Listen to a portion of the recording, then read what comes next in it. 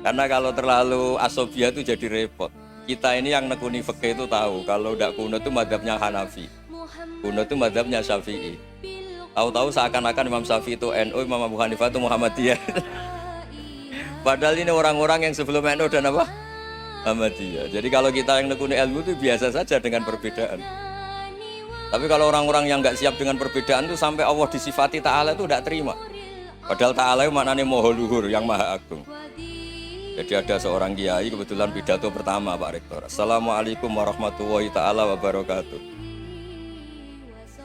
Ilmu balik kedua ini nggak terima karena itu dianggap bid'ah ada Ta'ala. Hanya dia bilang Assalamualaikum warahmatullahi ta'ala wabarakatuh.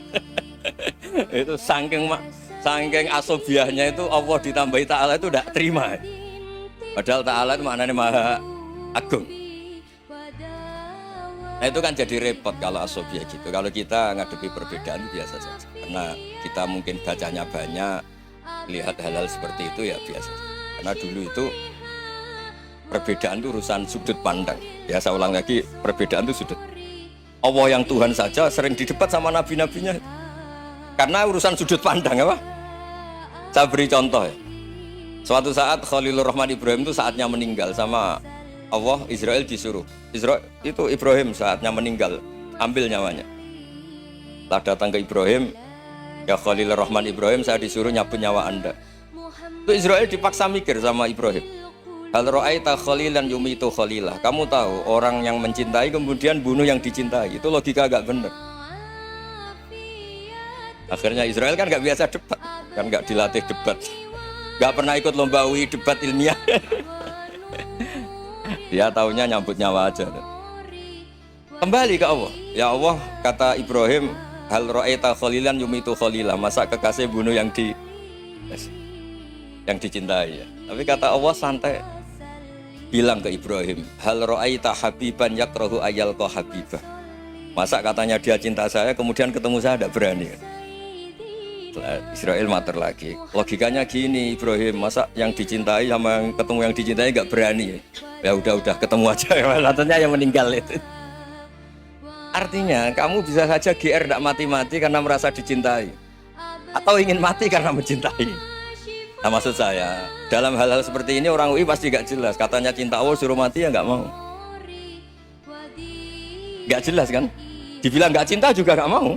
Tapi dibilang cinta kalau ukurannya mati juga enggak. Nah, tapi dalam banyak hal enggak jelas itu penting Pak. Penting sekali. Buatan guyon, saya beri contoh sekian ilmiah, enggak jelas itu penting.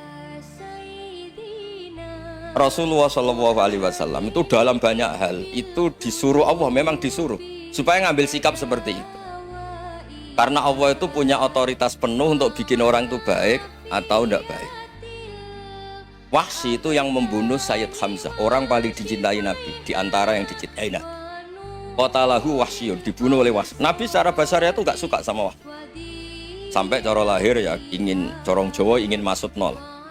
Tapi apa kata Allah? Laisa laka minal amri syai'un aw yatuba alaihim aw yu'adziba. Itu tidak wilayah kamu Muhammad. Malah Wahsy dikasih tobat sama Allah.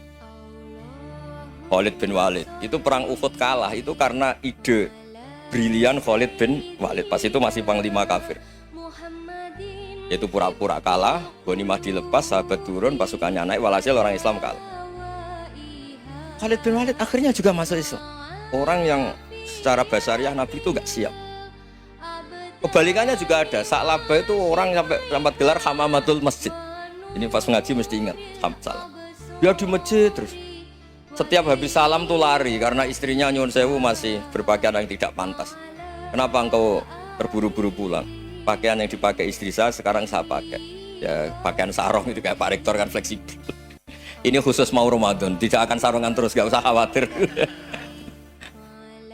Jadi ini tadi sudah janjian, saya yang kiai celananan, beliau yang rektor pakai sarung. Jadi iya. Supaya itu barter madhab. Tapi hanya sekali ini aja, bukan. Jadi jangan diharapkan ini jadi tontonan terus-menerus. Dan ini barter madhab.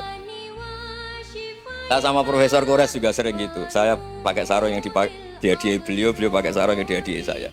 Memang itu tradisi Islam. Tahadau tahabu, kamu saling memberi hadiah maka kamu saling mencintai. bukan riswah, bukan riswah. Walhasil terus Sa'labah ini mbok saya didoakan Nabi supaya saya kaya, supaya tidak sering ganti-ganti pakaian seperti ini sama istri saya. Jangan-jangan kamu miskin itu lebih baik. Ngotot minta didoakan. Didoain Nabi kaya terus lama-lama ninggal sholat, ninggal jamaah. Itu Allah belum tersinggung. Yang mulai Allah tersinggung itu kan saya sering fatwa di mana-mana, sering memberi saran. Mumpung kamu miskin itu sering sedekah, karena kalau sudah kaya itu tidak bisa. Saya memberi analogi gini. Kalau saya masih santri miskin, punya uang 100.000, diminta guru saya 50 tak kasihkan, padahal itu 50%. Punya 2 kambing kurus, diminta guru saya 1 pasti tak kasihkan, padahal itu 50%. Jadi kalau punya sapi Brahman atau sapi limusin yang harganya itu 100 juta, punya 2, diminta 1 boleh enggak? Enggak boleh. Saya punya motor butut 2, diminta teman saya 1 boleh, tapi kalau Davidson Harley itu enggak boleh itu. Nah, walhasil itu kalau kita miskin, misalnya kita zaman kuliah atau zaman mondok atau zaman apa saja, punya uang 100.000, nartik temannya sampai 50.000 kan biasa. Tapi setelah 1 miliar, berani nggak kamu kasihkan 500 juta? Sama-sama 50%? Enggak kan? Nah Sa'labah gitu, ketika zakat masih per 40 kambing 1 kambing itu sebenarnya kan masih ringan. 41, 82. Kambingnya itu sudah mabenal jabalen. Barang dihitung zakat karena sudah ribuan, jumlahnya sampai 400 kambing. Banyak lah pokoknya. Terus kata Sa'labah, ini pemerasan.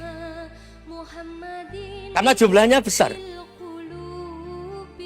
Allah tersinggung karena nabinya dianggap narik zakat itu dianggap kharat, dianggap pemeras. Allah tersinggung kemudian fa'aqobahum nifaqon fi qulubihim ila yaumil. Dia ditegur munafik. Semenjak itu terus tadi kembali gak jelas tadi. Barkohnya gak jelas itu menjadi orang tuh bijak. Ini sekarang nakal, jangan-jangan nanti jadi orang baik. Yang sekarang baik, jangan-jangan suatu saat jadi tidak baik. Semua orang introspeksi. Gak ada jaminan kalau kita sekarang baik akan baik terus. Gak ada jaminan kalau kita sekarang buruk akan buruk terus. Sehingga terus banyak kiai-kiai bijak tuh memang lahirnya gak tegas. Tapi gak tegas itu yang menjadikan bijak. Karena sama-sama mungkin. Itu yang disebut laisa laka minal amri syai'un aw yatuba alaihi wa yu'adzibun, itu tidak wilayah kamu. Ketika Allah mengomentari orang munafik juga wa yu'adzibal munafiqina insya'a aw yatub. Bisa saja ada yang disiksa, bisa saja ada yang dikasih tobat. Karena pola yang kita analisis itu semuanya menurut kita. Bukan menurut kemaslahatan orang apa? Saya punya sekian contoh cerita. Orang yang sowan kiai baik-baik, mungkin bawa gula atau salam tempel, tidak tahu lah. Itu tidak mesti jadi wali. Tapi Kalijogo yang kenal Sunan Bonang itu kenalnya itu karena ingin begal. malah jadi wali. Tapi tidak usah dicoba. Umar itu nyari Nabi itu mau dibunuh. Tapi malah tobat jadi orang baik. Jadi ini penting ngaji ya, supaya tidak tegas itu, tidak jelas itu kadang baik. Nah termasuk saya juga termasuk dia yang milih tidak jelas. Saya sering gojol gini, Fajar Hadili ini murid-murid saya sering saya gojol. Kalau semua sistem pendidikan kayak kampus, kayak UII, kayak UIN semuanya, itu sistem yang bagus karena tertib, jam kuliahnya jelas, mata kuliahnya jelas.